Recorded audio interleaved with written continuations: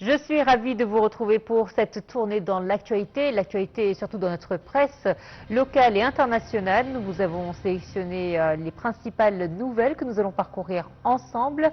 Et justement, on va commencer sans plus tarder avec l'hebdomadaire El Ahram Hebdo, donc en sa version française. Le président Abdel Fattah el-Sisi reçoit ce samedi les joueurs de l'équipe nationale de football ainsi que les staffs techniques et administratifs. À son arrivée à l'aéroport de l'Alamein, l'équipe nationale a été accueillie par un public immense et enthousiaste, témoignant de la reconnaissance de tous les Égyptiens pour leur performance héroïque. Malgré l'élimination précoce de l'équipe nationale face à l'Argentine, ils ont réalisé un exploit en atteignant pour la première fois de leur histoire les huitièmes de finale de la Coupe du Monde, écrivant ainsi une nouvelle page de leur histoire et replaçant l'Égypte sur le devant de la scène du football mondial.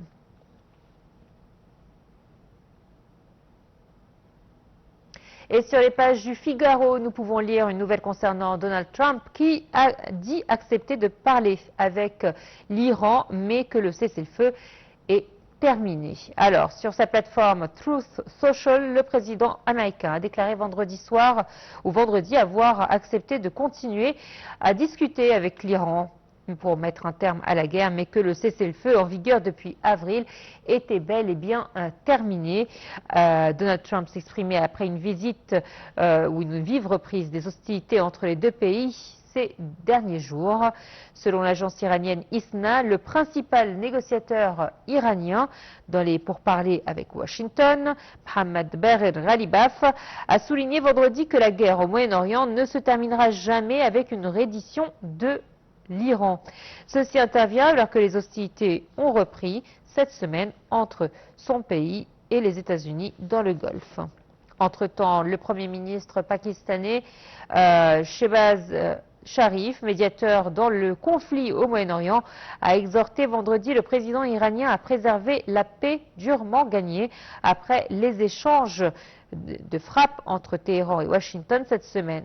Shehbaz Sharif a ajouté que le Pakistan était disposé à rester un médiateur honnête et sincère pour une paix régionale durable. Dans un autre contexte, une délégation du Qatar, pays médiateur entre Téhéran et Washington, est arrivée vendredi en Iran pour des pourparlers, alors que les hostilités ont repris cette semaine après une attaque contre un méthanier qatari dans le détroit d'Ormuz. Le principal objectif était donc de la visite serait de tenter de renforcer le rôle du Qatar en tant que médiateur à la suite des événements de mardi. On enchaîne cette fois-ci avec un article publié dans le quotidien libanais L'Orient le Jour, qui revient sur l'armée israélienne qui a effectué une frappe de drone dans plusieurs localités de Nabatéa et au Liban Sud, faisant au moins un mort et plusieurs blessés. Ces nouvelles victimes viennent alourdir un bilan humain de plus de 4320 tués depuis la reprise de la guerre entre Israël et le Hezbollah le 2 mars dernier. C'est à Kfar Eman qu'une des frappes de drone a fait une victime. Elle a touché une voiture sur la route de Doha, tuant son conducteur. Plus tôt dans la journée, 2 personnes ont été blessées dans une frappe de drone sur une benne à ordures roulant entre Choukine et Kfar Dajal. Une autre frappe sur Kfar Eman a grièvement blessé une personne, tandis que des drones israéliens ont également frappé Nabatéa El Fawqa, notamment le quartier d'El Hari, près de Kfar Tebnit, toutes deux situées dans le Kaza de Nabatéa, ainsi que le secteur de Doha une deuxième fois.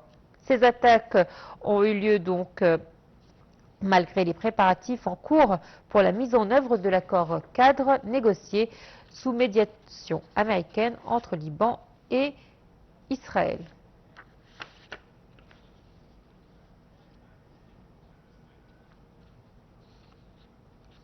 Allez, toujours concernant ce journal libanais, nous pouvons lire également que les autorités syriennes ont annoncé vendredi avoir découvert une cache d'explosifs après l'arrestation de membres d'une cellule présentée comme liée au groupe Daesh qui serait responsable d'attentats survenus pendant la visite à Damas du président français Emmanuel Macron.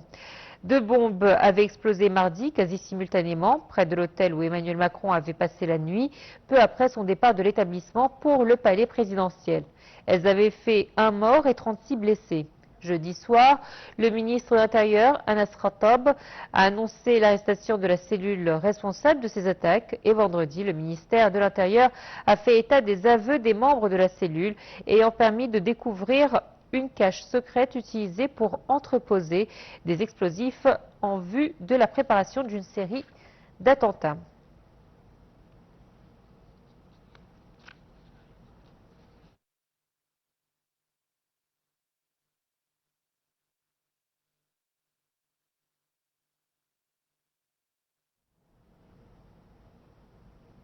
Retour sur les pages du quotidien français Le Figaro, qui revient sur la guerre en Ukraine.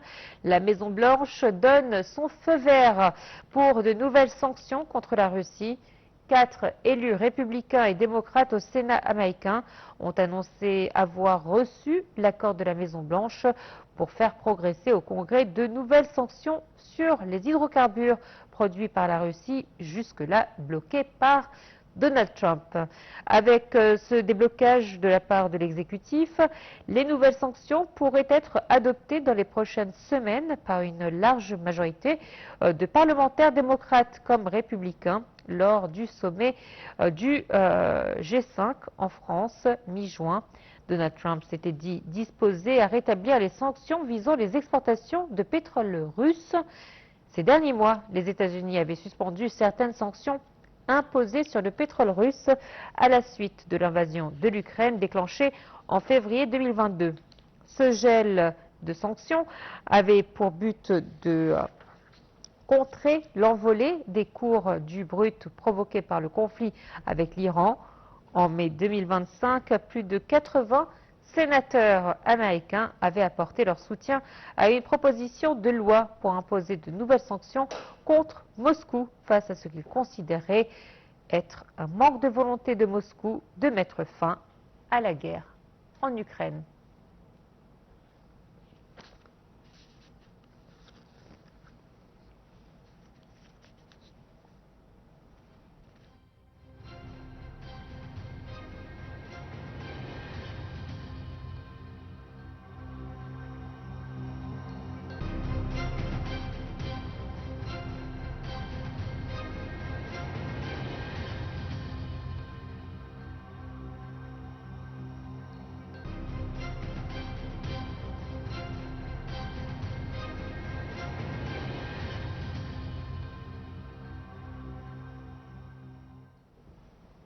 Et justement, pour commenter cette actualité, nous avons le plaisir d'avoir par téléphone Madame Faïda Choubaché, journaliste et écrivaine, pour commenter cette actualité. Bonjour. Bonjour à vous et à tous vos téléspectateurs.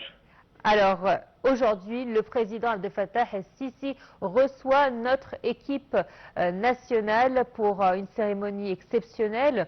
Vous avez certainement vu les images hier, cet accueil chaleureux de la part des Égyptiens. Tout le monde pensait qu'en arrivant à l'aéroport de la Al-Amin, il n'aurait pas un grand accueil, et pourtant les Égyptiens l'ont fait, ont traversé des kilomètres pour pouvoir accueillir leur équipe nationale. Comment vous avez vécu et perçu ces images? Moi, j'ai vécu la même chose, les mêmes sentiments de tous les Égyptiens.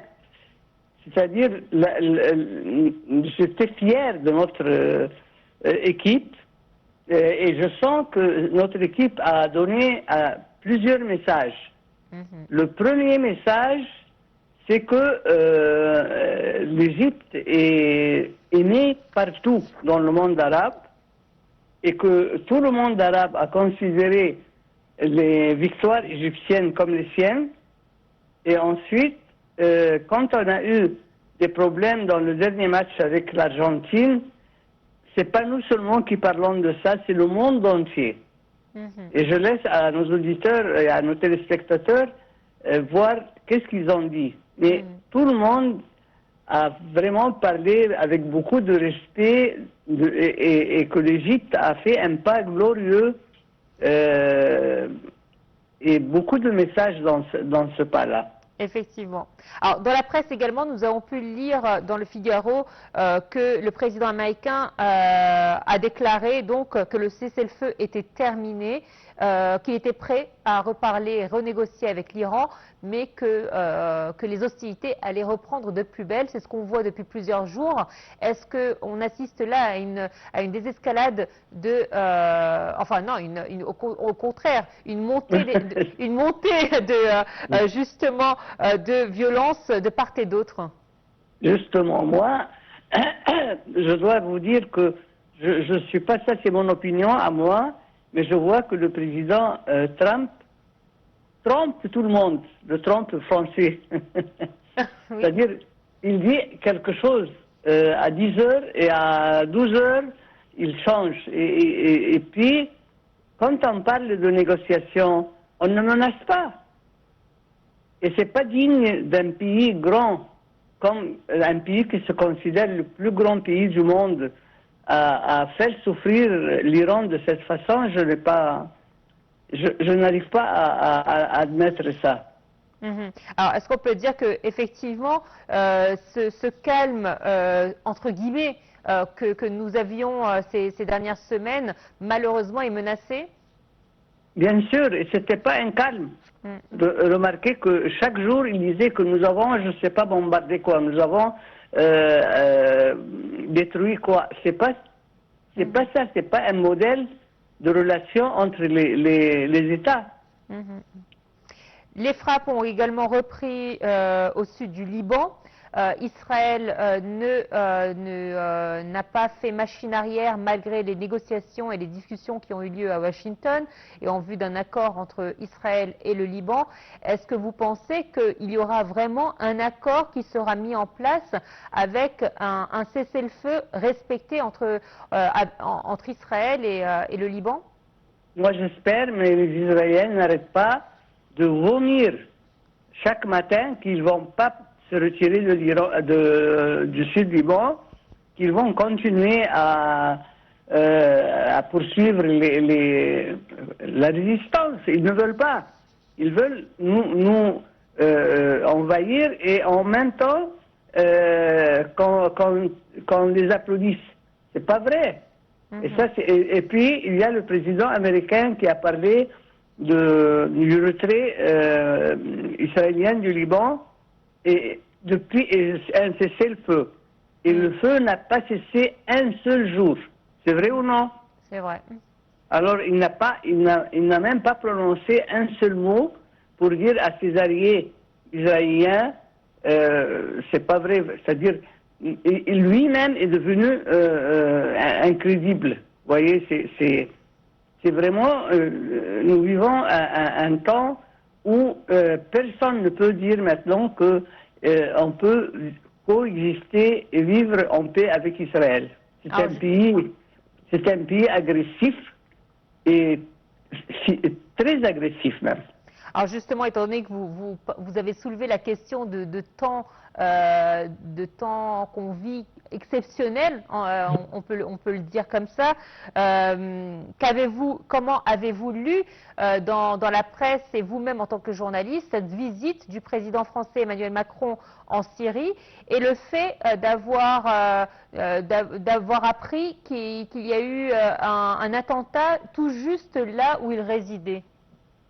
Mais toute la région est sur un feu vraiment parce que il n'y a pas un mot qui est respecté, il n'y a pas une promesse il n'y a pas une loi internationale ou humaine qui a été respectée. C'est pas vrai. Et là, le président Macron essaye maintenant, je crois qu'il essaye de retirer la Syrie vers le système international. Est-ce qu'on peut dire que l'Occident est en train de payer les effets de son silence? Les effets de quoi? De son silence? Oui, justement. Justement. Et je crois que moi, je suis sûr que c'est la vérité et comment dire, la paix va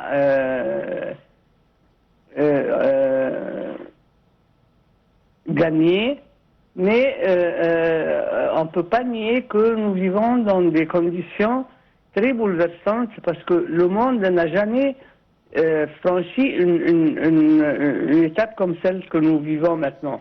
Madame Faïd Choubeche, c'est toujours un plaisir de vous avoir Merci. avec nous sur NLTV International. Très bonne journée à vous. Voilà, c'est ainsi donc que prend fin notre tournée dans la presse mondiale, locale et mondiale. Très bonne suite de programme.